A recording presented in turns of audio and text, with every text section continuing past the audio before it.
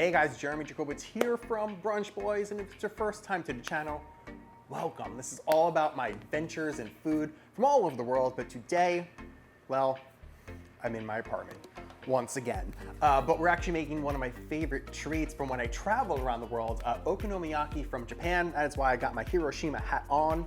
Obviously, if you guys have seen some of my previous videos, you know I am obsessed with Japan. I'm obsessed with the trip I took to Japan. And one of my favorite things that we did, Sydney's actually gonna be joining me, who's with me in Japan at Welcome Butter. She's gonna be joining me live to teach me how to make okonomiyaki because I don't know how to fucking make it. But while we were there, we actually filmed a really fun video. So there's a couple of different ways to make okonomiyaki. The two main ways are the Hiroshima way and the Osaka way. So I actually did a video comparing the two and figuring out which one you like the most. I will put that link here or in the caption or everywhere so you guys can watch that. But what we're gonna do today is actually do a little bit of a mixture of the two. So the main differences are that it's like a savory pancake sort of thing. It's a lot of cabbage, very thin, but that's the best way to describe it. So the Hiroshima is actually layered, like all the ingredients are layered on top of each other and cooked together, where the Osaka is they mix all the ingredients first and then cook it. Hiroshima also, they usually add yakisoba noodles to it. So we're gonna be combining the two. So we are going to mix most of our ingredients together, Osaka style. We're also going to layer it on a whole thing of yakisoba noodles. So a mixture combining what we love about both and hopefully coming up with something that is delicious. So without further ado, let's bring Sydney on live. Should we make it? Sure. Okay. Cool. So, see, this is where it gets tricky because, because then my phone falls off and almost the eggs.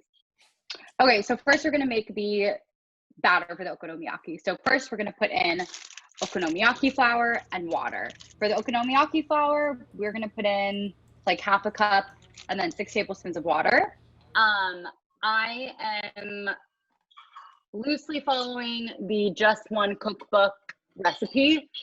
She's a really, really awesome Japanese food blogger. Like if there are any Japanese recipes you need, like that should absolutely be where you are going. Thank you, Sylvia, for suggesting that.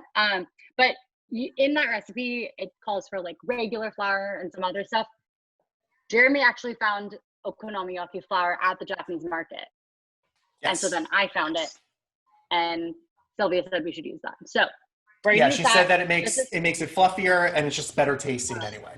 That is going to be mixed together. We're gonna whisk that together. And then we're gonna put in 6 tablespoons of dashi. So after whisking all of that together, we're gonna put in the tenkatsu and the pickled ginger and the eggs. So we're gonna do 2 eggs, 4 tablespoons of the tenkatsu. Tenkatsu is basically tempura scraps. It kind of looks like Rice Krispie treats a little bit. And then we're gonna do 2 tablespoons of the pickled red ginger.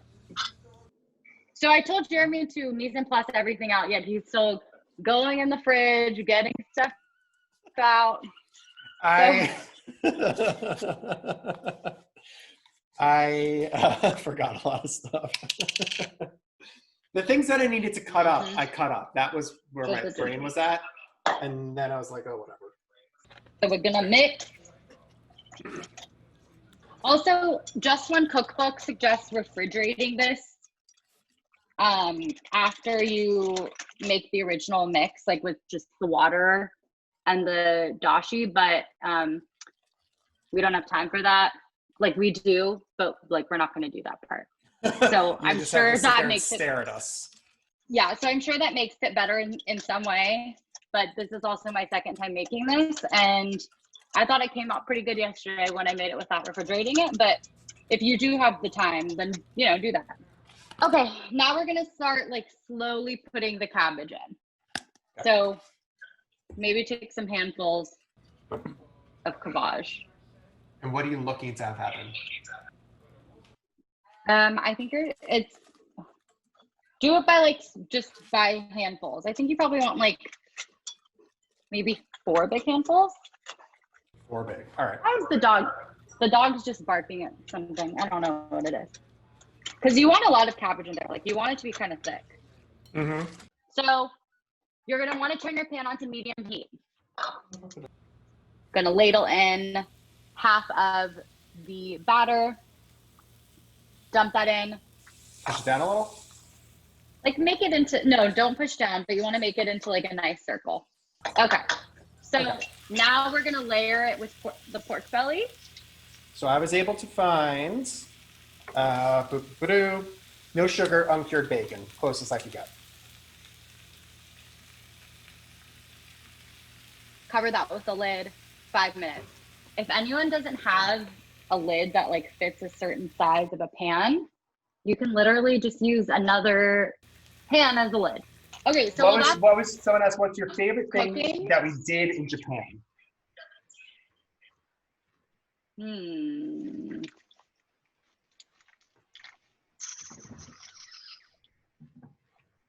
I think I really liked Hiroshima actually, because I had never been there before and I had been to the other places. Miyajima Island? Yeah, Miyajima Island was cool. It has a floating torii.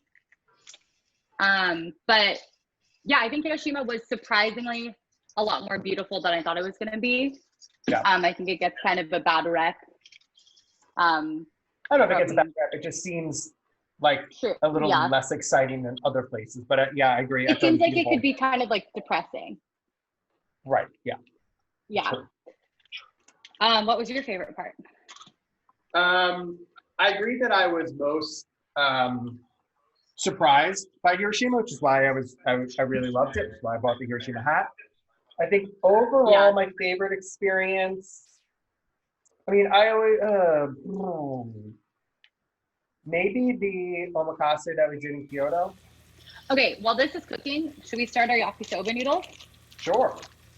I didn't love like the layered okonomiyaki in Hiroshima, but the part that I did really love was their use of yakisoba noodles, because like Jeremy said, it adds a really nice extra texture, and also it's carbs on carbs, so I don't know who doesn't like that. So yakisoba noodles, just go into the pan and just keep it in the same sort of size circle, right? yes. So once your noodles are like coated in the oil, we're gonna put the okonomi sauce on it. Yeah. So I'm just taking some of the sauce and just pouring some on top, just so it can coat them, and that will start to like get them fried up and yummy. Caramelize a little bit. Someone asked, what's your favorite Japanese snack food? I mean, if it's savory, we know what it's a onigiri, which are the rice balls. But I mean, also the egg salad sandwich, that's a snack in my book, so I guess that. But dessert-wise, I mean, I'm a sucker for like all like the Takakis and the little panda guys. I mean, I love those. Someone said their favorite part of our trip was when we got to eat the fluffy pancakes. Ooh, fluffy pancakes are delicious. So you're uncovering? Yeah. All right. Ooh, that's good. Ooh, it looks really nice. So we're gonna give it a flip. This is what it looks like. It looks very beautiful. Doesn't look good. Yeah. Did you cover it again or just left it once you flipped it? I covered it again. Okay. It smells great. I mean, I have bacon and I know. okonomiyaki sauce going, so it smells great. What's your favorite snack? Well, I did eat a tuna sando or egg salad sando every single day. I also would eat the little Boss coffee cans, 4 or 5 of them every single day. So obviously I had to pick one up the other day when I went to Japanese market. But then I looked online, so I looked on their website. You can order them off Amazon, but it's not the same can that they sell in the Japanese markets or that I had in Japan. So I don't know if it's the same one. You know, they might just adapt it for here. That's what I mean. All right, I'll give it a try. Hi, future Jeremy here. I ended up ordering the Boss coffee from Amazon, and I will tell you that it is delicious. But I confirmed with them via DM that it's not the same as the one in Japan. So if you want to try the one that is actually in Japan, they sell them at Japanese markets, or go to Japan when you can. If not, very good substitute, just not the real thing. So, all right, back to the video. So the noodles are going. I'm gonna flip the noodles.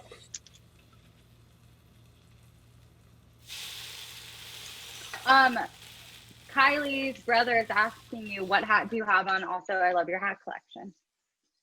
So Hi, this hat is Hiroshima, the Hiroshima Carps. When we went to Japan, I looked everywhere for a hat store. They're not like a big merch place, but I finally found a Lids in Kyoto.